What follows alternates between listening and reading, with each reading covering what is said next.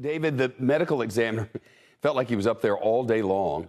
He testified about the autopsy. What impact did you think? Well, Shep, I thought he had exactly the impact that he needed to, and he confirmed what the other two experts in front of him already said. The defense just doesn't know when to quit with a theory that's not working. They kept trying to say it's drug use, it's his underlying health conditions. What else do they have? I said, nope. You know, where else would they? What else do they have? Like, what else could you do? Well, this is a situation where you can't go toe-to-toe with the champ. I mean, I think the best fictional example is Rocky fighting Mr. T in Rocky 3. You have to let them punch themselves out. Each one of these experts gave you something that you could have worked with.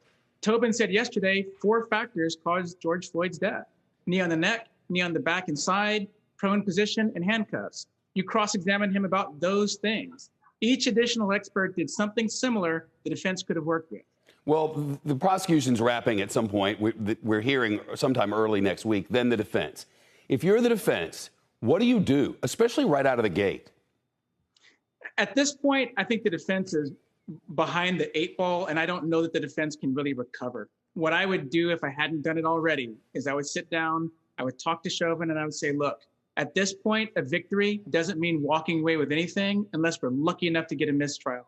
I think you're going to have to take some responsibility when you get on the stand, and that's an out. And if you do that, if you basically confess to manslaughter on the stand, which I know sounds crazy, at that point, the trial becomes an attempt to get Judge Cahill to go to the low end of the punishment range. I think it's a possibility. It's not like we've been informed that he's going to testify. I don't think it's a decided matter, at least not publicly. It's not, Shep, and I doubt that he testifies. There's a very good chance the defense is just really nervous about putting him on the stand. And part of what you've got to understand is this trial tests skills that lawyers in these situations don't normally have to have.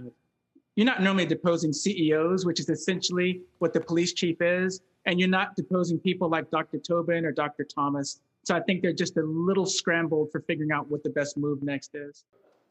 Shepard Smith here. Thanks for watching CNBC on YouTube.